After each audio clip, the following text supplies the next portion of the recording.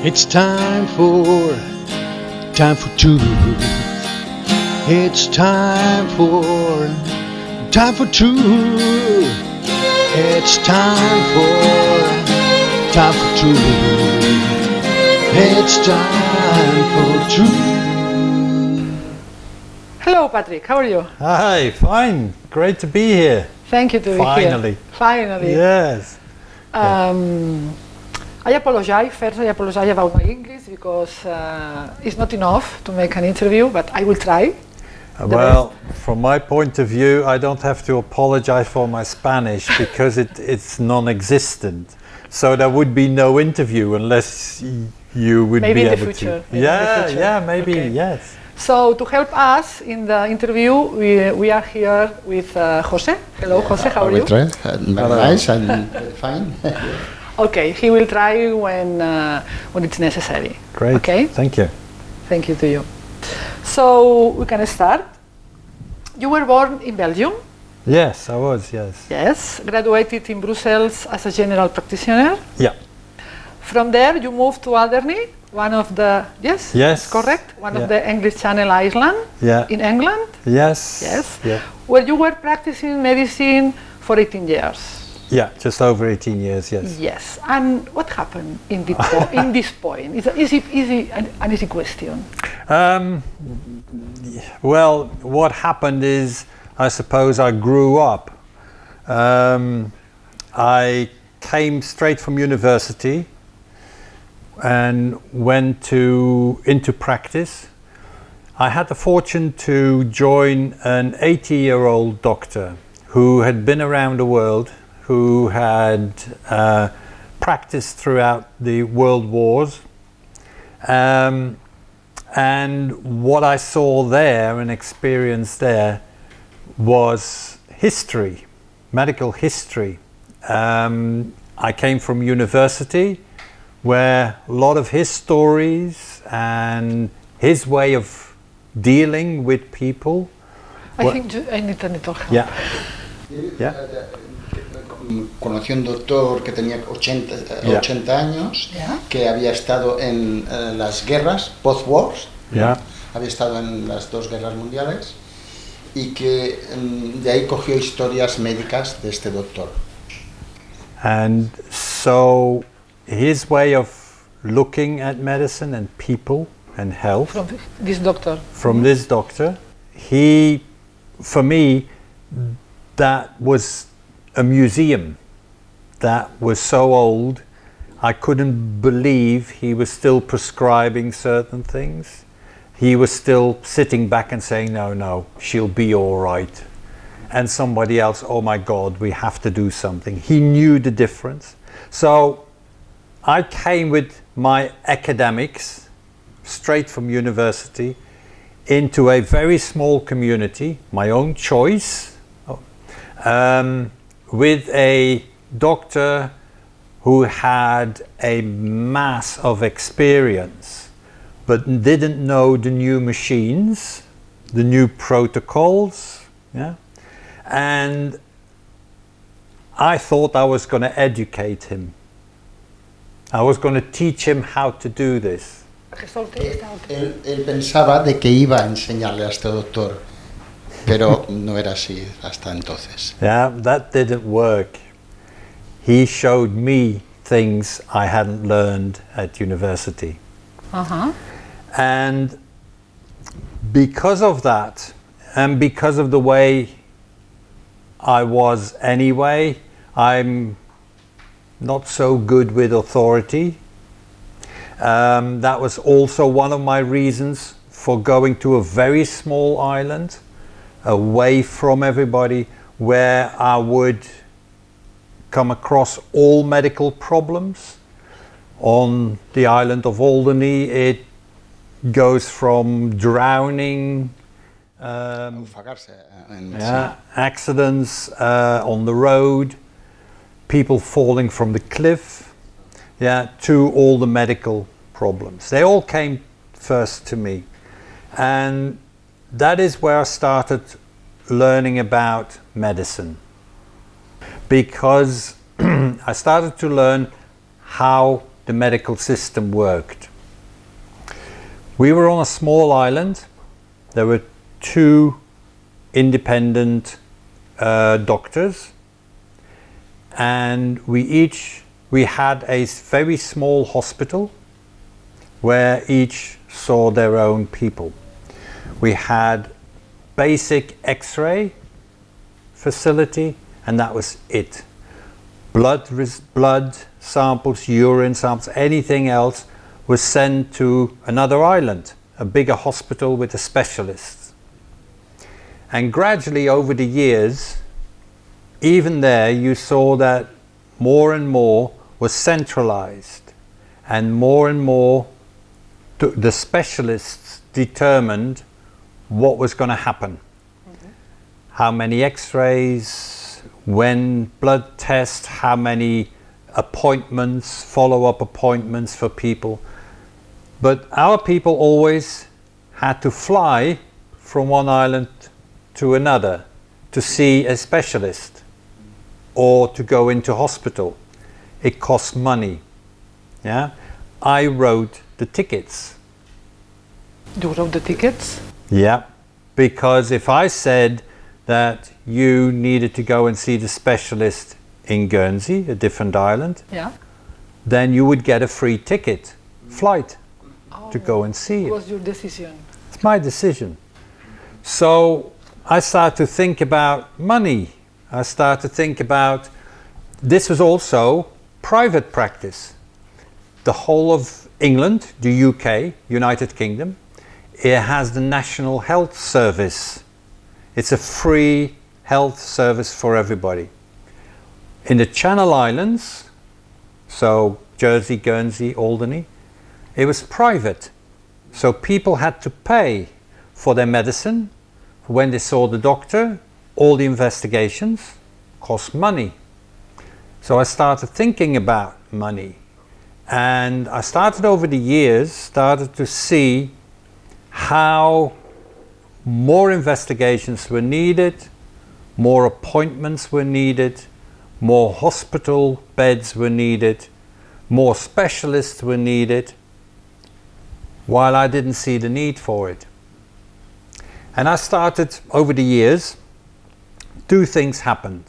One, I saw that a lot of people, their medical problems were not solved. I came from university. I was just general practice, yeah, the lowest of the low. And I thought, what I don't know, there were other people will have learned a lot more, called specialists. So you send people to specialists and they solve the problems. More and more, I started seeing that problems weren't solved. People, yeah. Los problemas no se solucionaban. Yeah. Sí, a pesar de que lo enviaban a especialistas. No. Yeah. So people would just come back, and if they couldn't solve the problems, then the answers were very often, I think that he's secretly not taking his tablets. Yeah. I think he drinks. I think he doesn't want to get better. I think he's crazy, he's just imagining it. But I live on a very small island. I know all these people. I know what time they go to the pub. I know who their friends are. I know what they eat. I know who they talk to, what magazines they read. And I started seeing that sometimes this didn't work. It wasn't right. These people wanted to get better. They did everything they wanted, the specialists wanted them to, and so on. And they weren't getting better. So I started thinking, I have to find a solution. These are my friends, yeah? I know them very well. I feel responsible. So I start looking for solutions. But just a question, do you comment with the other colleagues, the doctors? No, I'm on You were my alone, own. or you- I'm on my own. You're All aware my of- life, all my own. Oh, all your Yeah. life, okay. So I start reading anything. Alternative therapies, studied them, practiced them, There was a few years in practice when I could hear people in the waiting room, waiting to come in. I could hear them talk about, especially on a Monday, they would say, do you know what course has been running this weekend? Because it will all be that this week. We'll all have that treatment. We'll all have that massage, or we'll all... And that was true. I practiced what I read and what I studied on the people. Everything, you know, reflexology, hypnosis, lots of different things. And my conclusion at the end of all it, as I was going through it, was that all these things, all therapies work, all operations work, all medicines work, all herbs work, all homeopathic therapy. It all works, but not for everybody and not all the time. So it may work for one person today. Next week, it won't. So gradually I dropped all the treatments. And for a while I did vitamin and supplement therapies, herbal therapies, and found again, you know, sometimes yes, sometimes no. So the intriguing question was, what the hell is health then? La pregunta intrigante en ese caso, ¿qué era entonces la salud? ¿Qué es la salud? And you found it? Well, I wasn't interested. Step I wasn't interested anymore in disease. The answers are not lying in analyzing diseases, in dissecting diseases, little pieces.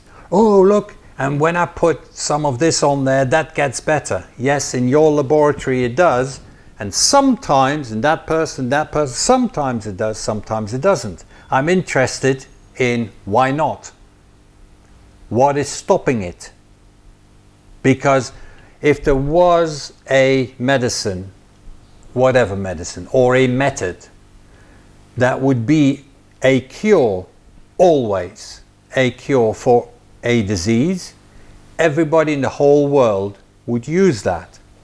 And none of the other therapies would be used for that, because people would say to you, stupid, I'm not using that, that works. There isn't one. There is not one single cure in all the medical systems in the world and throughout history. So I needed to study health, not disease. The other thing that happened was that because I was no longer convinced that steroids were doing that much good, that vaccines were doing that much good, that antibiotics were doing that much good, I was prescribing that antidepressants weren't doing that much good. I was prescribing less and less of them all the time. And the authorities came after me. They came to tell me that I wasn't looking after my patients very well because the number of items I prescribed was a quarter from the average of the doctors in the bailiwick, and the cost price of the average cost per item was 10% of what the average doctor prescribed. That couldn't be right, and I was pressurized to prescribe more and to prescribe more expensive things. Directly? Yeah. And they came and checked on me 3 times and it didn't change. They came 3 times to inspect. Yeah? And it didn't change. Inspection. Yeah. It didn't change, and I started getting the idea that I needed to stop. I needed to get out of the business. And that is when I stopped practicing. And when I stopped practicing, I felt I had a problem, because it's a strange structure if you think about it. You go to school, right? You study something and you get a diploma that tells you that you're qualified to do this job. That's what it says. Mm-hmm. When you have that diploma, you can't do that job. You need permission to do that job. Permission? You need a license. Mm-hmm. Yeah? So the medical authority gives you your license. No, you pay for the privilege, every year, you pay for the privilege to practice what you've studied. This is the Colegio de Médicos. I mean the medical school you are talking about? It's the medical authorities. Yeah. So not the school. The school hands you the diploma. So now you're qualified. Who you pay? Sí. Who you pay for the license to? The license. Las autoridades médicas. British Medical Association. Okay. Yeah, every country has got a medical association. Okay. If you don't have the license, Yes, you cannot practice. You cannot practice. But to keep the license, you have to pay every year, and you have to follow the rules, which means every year you have to go to certain congresses, and your brain has to be washed every year, you know, and you pay for the privilege. But then you can practice and you can earn money. So when I stopped practicing, I thought, I really don't want to have anything to do with this anymore.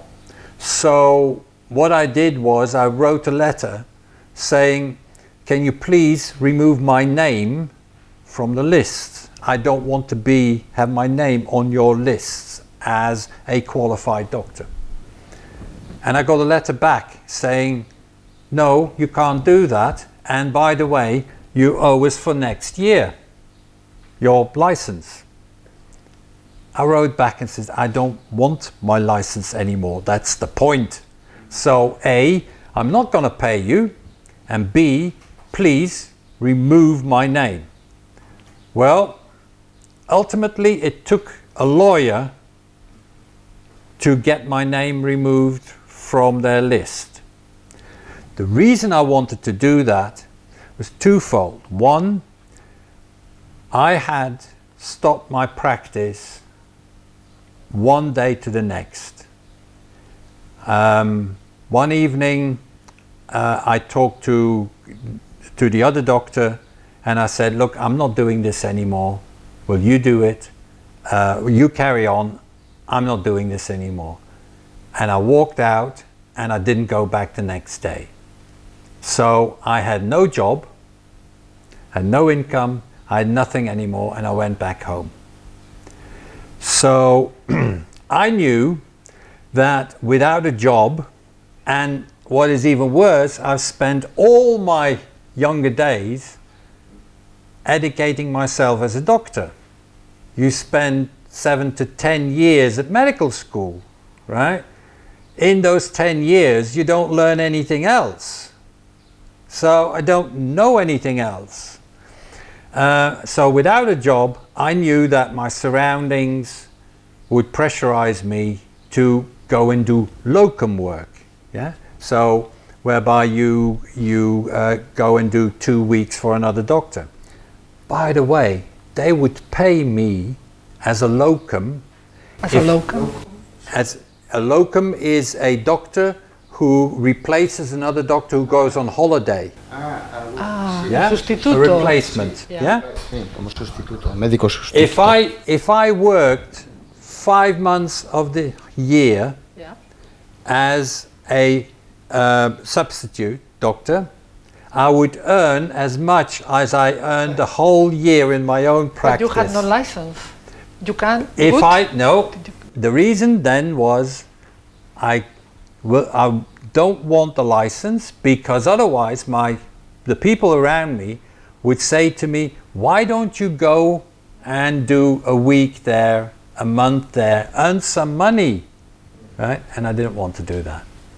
So I put myself out on the street, and that forced me to continue looking for what I was really interested in, and that was health. And that's what I did. I continued studying, reading, thinking, and that's what I'm still doing. So I practice, I study health.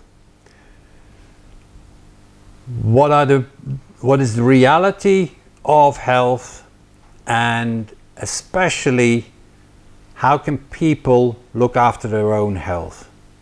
I want to give people an alternative to an authority that tells them whether they're ill or healthy.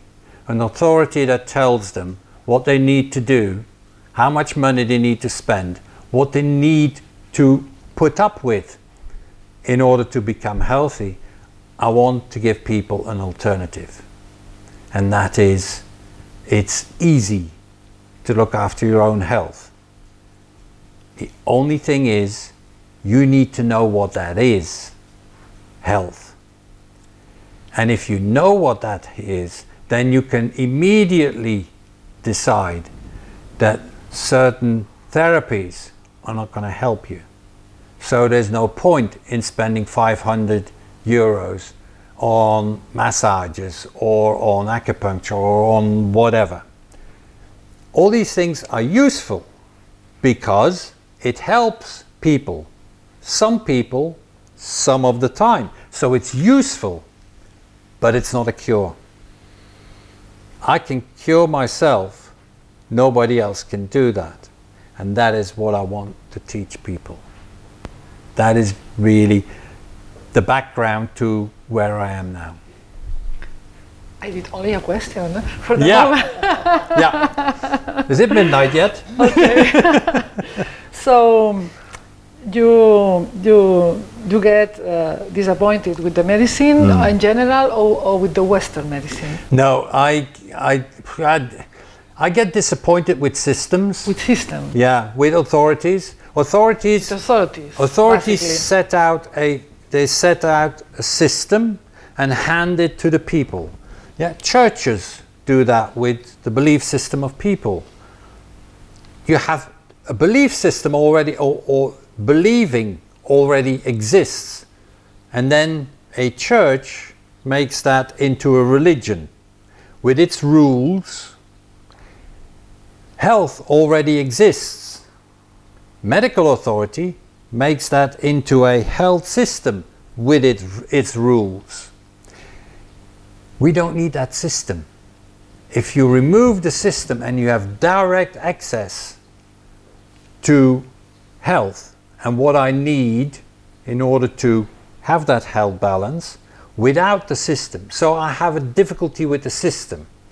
You take your dog, when he feels unwell and you let him run free, yeah, he'll run into a field, he'll pick out some certain grasses, he eats those, within 5 minutes he starts vomiting, and then he goes off tail wagging, he's happy again, right?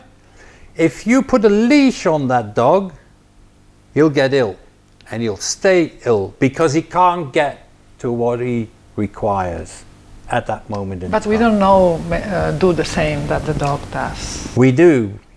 You're an animal, I'm an animal, the dog is an animal. But not only an animal. No, there's one thing that is in our way, and at this point a big disadvantage to us compared to the health of a wild animal, and that is our brain. Our brain, that is a problem. That's a problem. Yeah. I knew that when I was 16. I said to myself I would be so much better off without my brain. It nearly happened. Okay, so you explore other fields like mathematics, physics, chemistry, astrology. You studied a lot. as well as ancient medical systems, Ayurvedic medicine, homeopathy, Reiki, ozone therapy, Thai massage.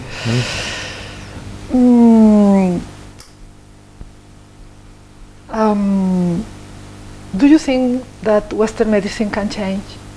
No. Are you sure? No institution can, well, sorry.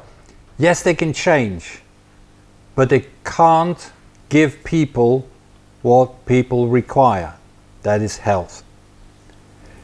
No institution can do that because that is not what the institution was made for. Yeah? A church is put in place in order to gather people, to control them, to control their thinking and their society. A medical system is put in place to control the people, and in this case, medical system is to make money. It's an industry, and the only purpose an industry has got is to pay good dividends to its shareholders, to the people that put in the money. They want more money out. That's the only purpose. Medicine, health, diseases are only the way these people and the industry is using in order to make their profit. It's an industry, and that's all it is. But I am sure that it must to be more doctors like you, or not. You have no. I think it's very, very difficult. Yeah. Yeah, it's very difficult because you are unique? What? No, I'm not. I don't believe that. No, and it's not like that. There's always more of you, but in comparison to the number of doctors, no, because what you're actually asking that person to do is to give up the only way that that person knows how to survive and can survive. Everything that he has learned and has been put in his mind, you ask him to forget, to give up, not to take any notice of. But then he can't do what he's been trained to do. And if you can't do what you've been trained to do, how are you going to live? Over the last 10 years or so, maybe 15 years, the problem has got even worse. Because when I qualified, my father had paid all my study. So I started from zero. Fine, okay? Nowadays, a lot of students have loans to pay for their study. How long? Préstecs, tienen que pagar préstamos la juventud. Yeah. So they finally get the diploma, difficult to, and they still have to renunciar, how say? Give up. To give up. It's difficult for Yeah. people because it's a long time studying, paying. So. And this is part of the setup, you know. Once you see, well, I see over the last 30 years, I see a tightening of the grip of the authority on the individual. There are more rules in order to keep your license. There are more controls. Everything is heavier. There are quotas. Yeah. For instance, in Belgium, the aim is to get 95% of the children vaccinated. So doctors are actually they're the watching doctors what they're doing with this. So there's more and more control over the years. So inside an institute like that, yes, there's lots of doctors that are playing with alternative medicine. But that's not a change. A change is a change in thinking. It doesn't matter. Look, I can pick up this glass and I can put it down this way, right? Or I can pick up the glass and I can turn it around and I put it down that way. Both cases, the glass is still standing there. A different way of thinking A change would be if I remove the glass. Now it's gone. The change is not in how I do things. If I give pills to relax my muscles, or I send them to the physiotherapist to massage, the thinking is still the same, and that is that either the pills or the physiotherapist is going to cure my problem. That's not going to happen. And that's the problem. I'm not sure if I understand. No, que no hay diferencia para él si manda a alguien a que se tome las pastillas para los músculos o ir al fisioterapeuta. But this is less dangerous, the second option. No? Okay. It's better. Yes. Yeah. You can then, and this is where the whole focus lies on, the chemicals, the toxicity, the this, the that. But it doesn't make any difference. In small aspects, yes, people are going to say, oh no, I'm not taking these pills because they may ruin my liver. Yeah? But next week they get diagnosed with cancer and they'll have chemotherapy. Right? Chemotherapy kills you straight off. The pill that you've refused last week may, if you take that for 20 years, may ruin your liver. That chemotherapy you're accepting the following week kills you instantly.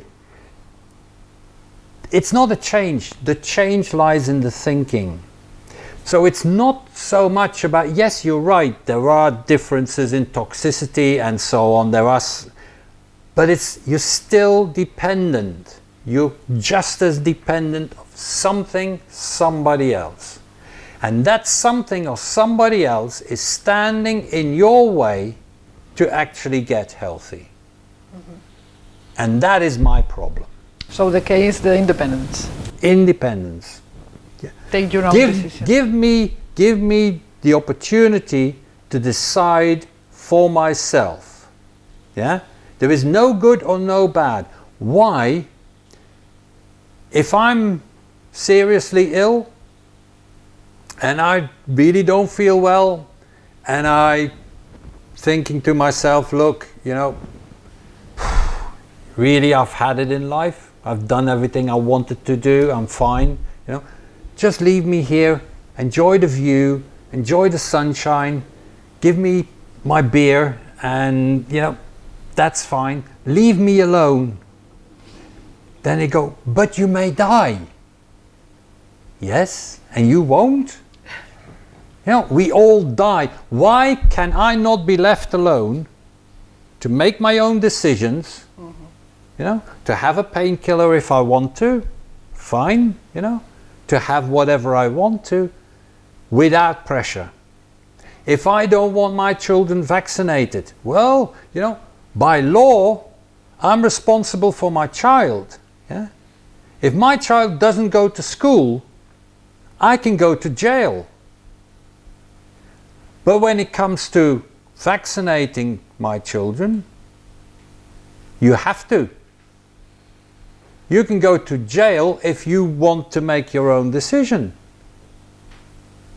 That I'm against. I'm not saying this is good for you, that's bad for you.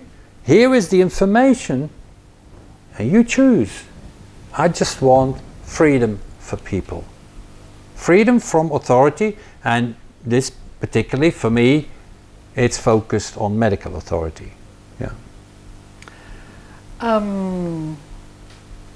We have the belief that the disease comes to us through an external aggressor. Let's talk to vaccination. Is that true? No, that's not true. And it's one of these things that actually prove where in history choices were made in the Western world. Choices were made to take the medical system into the industry direction and not the scientific direction. Why? If we talk about vaccinations, Yes, all that is based on the idea that an outside animal, yeah, bacteria or whatever, is attacking me, somehow finding its way into my body and then starting to destroy it. Pasteur, 200 years ago, was telling this story, while at the same time scientists all over the world, mainly documented in France, showed that the bacteria that are found in diseases, in various diseases, that they all came from the tissue in which they were found. So the tissue first became ill, disintegrated, got bad, and then from within that the bacteria started appearing, growing. And what the bacteria were doing was eating away all the cells that were diseased, and the bacteria would stay there for as long as this tissue was collapsing. If the bacteria would have eaten all the debris, all the old and dying cells, and it would just be clean cells left, the bacteria would disappear. They would come from nothing, from within the cells, and it would disappear. The bacteria are not a result of the disease. They're not the cause of the disease, they are a result of the disease, and they are there to clean up, to make it better, to heal. Professors at various universities have written about this, have proven this. This, within the scientific community, was fact. Pasteur told something else.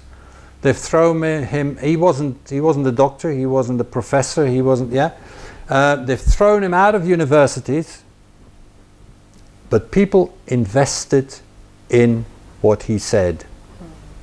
Because if there was an outside invader, that invader should be stopped and military action should be taken.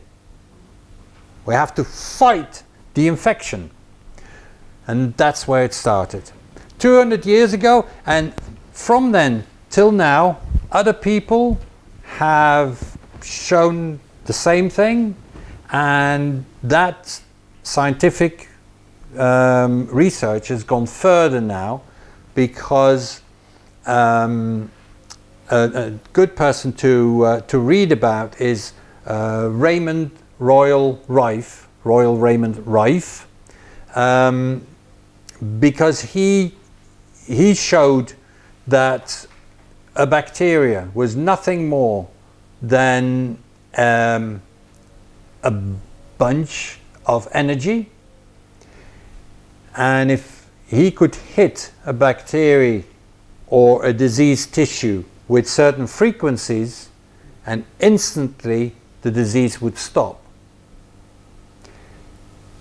Next to him, totally that is America. If you then go to France at the same time, you've got Gaston Nassens, who's described the whole bacterial cycle. He's documented it, filmed it, and photographed it.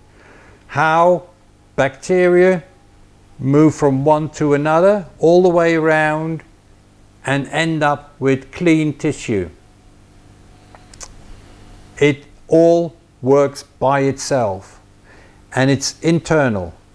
But if we don't, if infectious diseases are not coming from the outside, not bacteria, not worms in your gut, not viruses, that means you don't have to protect yourself against them, because there's nothing that attacks you. They can be there, yeah, but they don't attack me. When I walk through a Spanish town, there are lots of Spanish people around, but they don't attack me. They leave me alone, right? These bacteria is where the whole of the world that we see, all the plants and all the animals and us too, that we are built on bacteria. Bacteria is the basic block, building block for all that life. So you don't need to destroy that. It is everywhere, yes. Yeah? But it doesn't necessarily makes me ill. So there's another reason why we get ill. But this idea of infectious diseases coming from outside, this is what they're spreading all the time. It's gone from bacteria to viruses. Yeah? Viruses are even more fun because you can't see them. Bacteria, you only need a microscope and you can see them. Viruses, you can't see. Even more, viruses, you can't even prove they're there.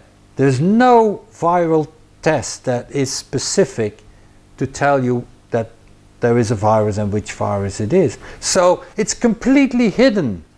That's the best enemy you can have, because it's logical that people don't see it, because you can't see it.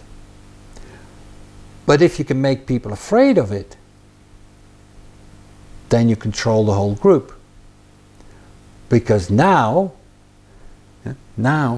you can be told that next week there is a new swine flu epidemic coming in from north of Africa or whatever, right? And you would be very afraid. The funny thing is that not only you can't see them, you can't prove they're there, so you can be told anything you like, but the other very good thing for the industry is there is nothing they can do about viruses. Viral infections, there's nothing you can do against it. Yeah?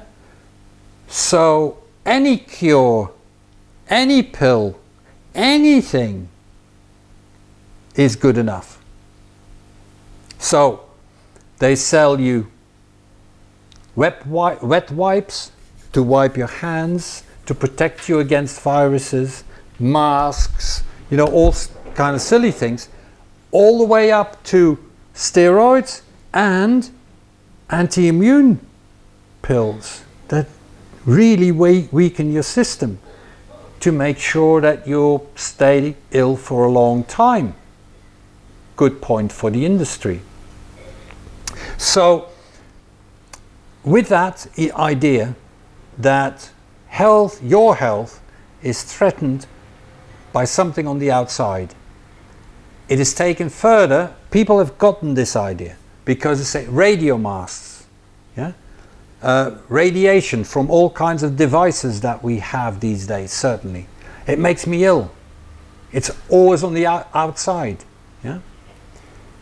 If I start vomiting, or vomiting? Vomiting. Vomiting. Yeah. If a person starts vomiting, the first thing that goes through their mind is, what have I eaten? What have I eaten? So what have I taken in that makes me vomit? It's always the outside, which means that an outside force can do something about it. And that keeps the authority in power.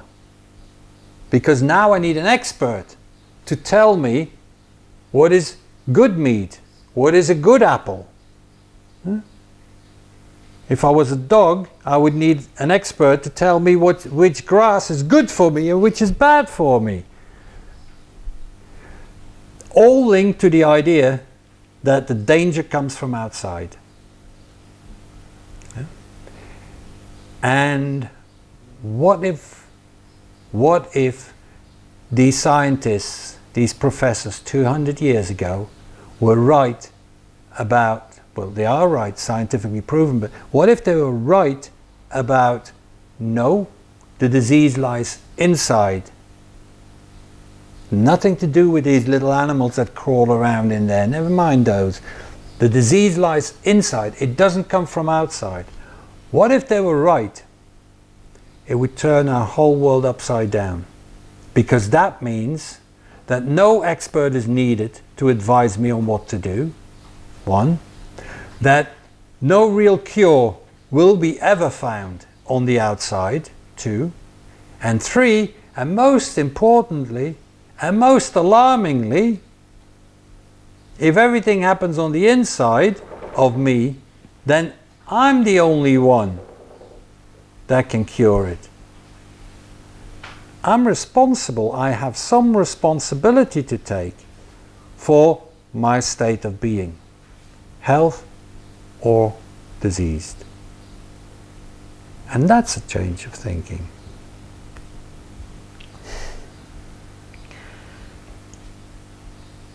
Do you think are the vaccines causing adverse genetic change?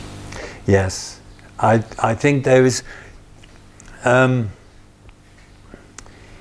It probably isn't just vaccinations. I think it starts much earlier. If I look back 30 years ago, a woman came in, and in those days it was already like that. She would come into the surgery and she would say, "Doctor, I'm pregnant." Yeah, and you go, "Hey, wait a minute, wasn't that my job to determine whether you're pregnant or not?" No, you know, a woman would know, okay? So she tells me, pregnant. Oh my God, you know, okay, right. We need a blood test, we need this, we need that, and we need to establish you. Start a new, literally start a new folder, a new fiche with your name on and everything. Yeah, this is for you. Now we record everything. In those days, so the first time, let's say she comes in when she's 6 weeks or 8 weeks pregnant. Yeah? Then you would say, okay, now come back when you're 21, 16, 20 weeks. And then we may do an ultrasound, have a little look at the heartbeat and so on. It's all changed. It's all changed. They need to have that first ultrasound at 8 to 12 weeks to see the first heartbeat. You know, why? It will do that by itself. You don't have to check it. You know, it will come a bit sooner, a bit later. Doesn't matter. So you get very regular appointments. You see that things have changed from having 2 ultrasounds during 9 months of pregnancy to having anywhere, for a normal pregnancy I'm talking about, anywhere between 6 and 8 ultrasounds. Or what? Well, it doesn't matter because it's just sound waves. It doesn't affect the baby. Really? Can you remember? Yeah? As a fetus, can you remember what that was like? No, you can't. So you can say, well, it doesn't matter. We don't know what that does to a very delicate nervous system which is developing in that. Why am I saying that? Well, if I take my senses, take light or sound, it wouldn't take much for you to make me crazy, go crazy by lights or by... You don't touch me. Nothing is happening to you. Well, what about a nervous system that is not quite steady and balanced enough, is getting all this? So I'm not talking about any interference yet with medication that they put on the pregnant woman. You need to take extra this and extra that and whatever. I'm not even talking about that, just how things have changed. That surely will start to affect some of those fetuses. And if you look at timings, when we started to get a lot more ultrasounds in during pregnancy, Sorry? a lot more of these ultrasounds to... Des que han fet més ecografies. Yeah. Des que fan més ecografies. And at the same time, start looking at when you get a peak, more and more young children with learning disabilities and behavior problems. Name them whatever you want to name them. But when I was a kid, I would say there was one odd child in our class. Now I hear from teachers that over 50%, 60 to sometimes 70% are special needs children. Children with, what? You know, where did they come from? How did that happen? What has happened to all of us, to our society? Well, I believe that is one of the things that's happened. Then vaccinations come. Yeah? They've changed from 3 vaccines for small babies to 16, some countries 24 vaccines in, say, the first 18 months of a baby's life. And they're all safe. Hello? Don't you read anything? Even in medical journals, now and again, it slips through that things are not safe. Yeah? And these are the old, well-established vaccines. You can fill a week in talking about how the medical authority manipulates this and what they're doing to mystify the whole picture. But we're not going to do that. Vaccines is very difficult for young children to deal with, for babies to deal with. Yeah? There is, on the one hand, again, the toxicity. So what has been put in that. The other thing is giving a message to this unripe, unbalanced little baby long before its time that it needs to make certain changes. For instance, your measles outbreak comes anywhere between the age of 4 and 6, varies. When the child is ready to make that internal change. Now you don't want that, so you give them measles vaccines beforehand. To introduce measles into a system that is not ready for it, what does that do? Medical research won't look at these things. They just plainly refuse to make any studies on it. But these are all influences. And science tells us that all influences count. They all have an impact. In some people less, sometimes more, and so on, yes. But it's there. So I think vaccines, or the impact of vaccines on babies and their future development is certainly there, but it doesn't stand by itself. Yeah? And I would very much like people to widen their scope of thinking and not get all bogged down by one detail. It's that. Yeah? It's the radio mast that is giving leukemia to my child. Maybe there's lots of other things that contribute to it as well. Why don't you have a wider view? And what about the autistic disease? Yeah, it's also in children. Related. Yes. Yes, I think so. I think there's there is definitely a correlation.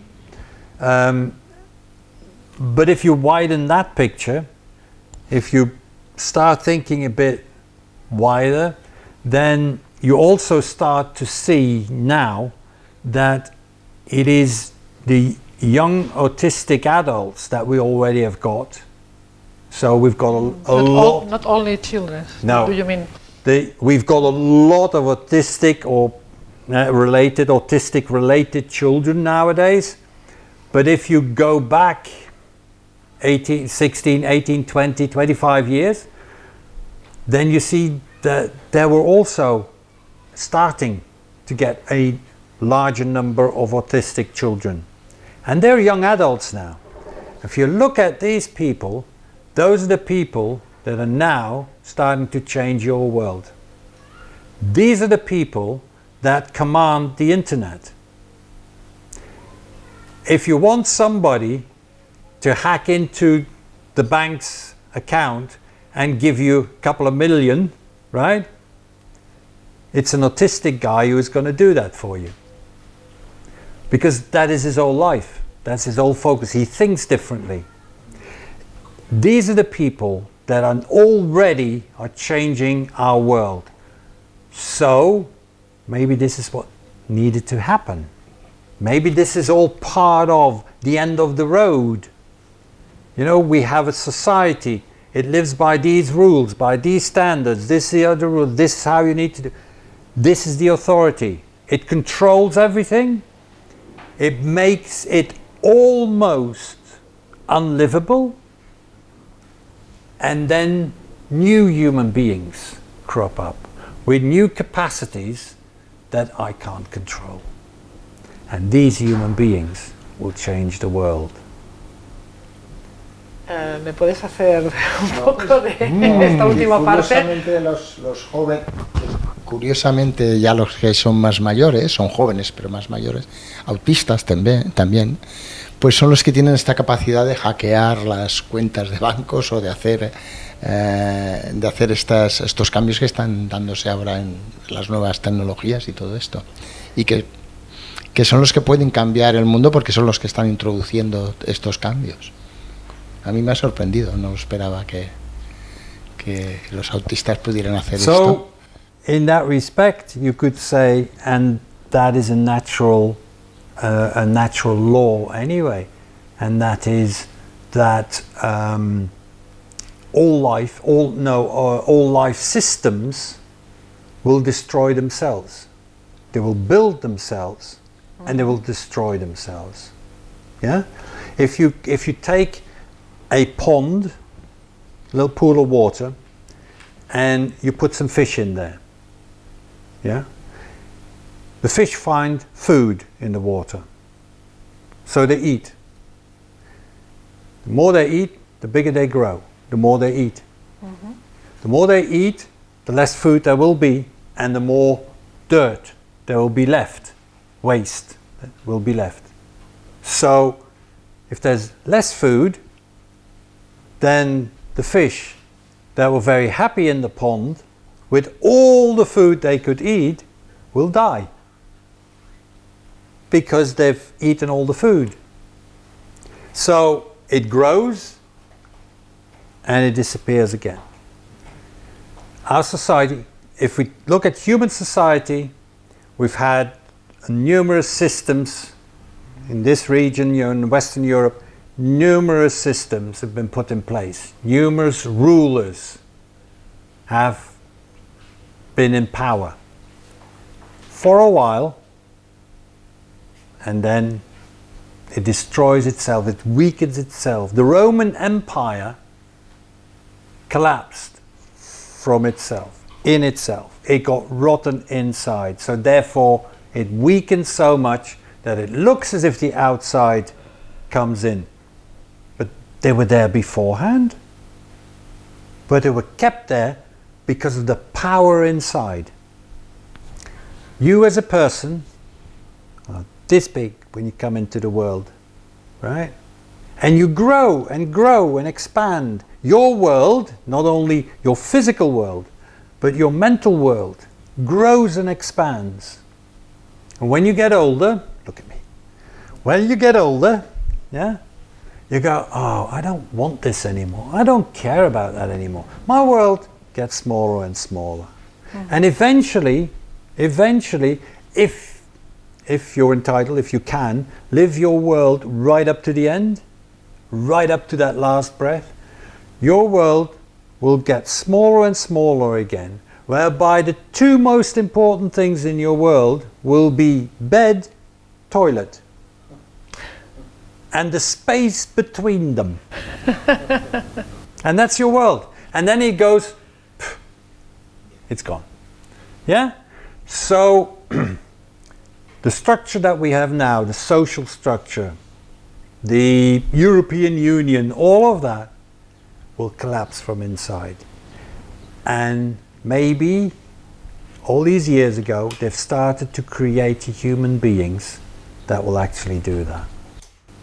Out of their own needs, So, long live the autistics.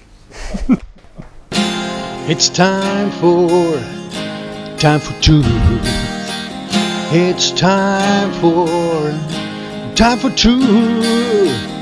It's time for truth. It's time for truth. It's time for truth. It's time for truth. It's time for truth. It's time for truth.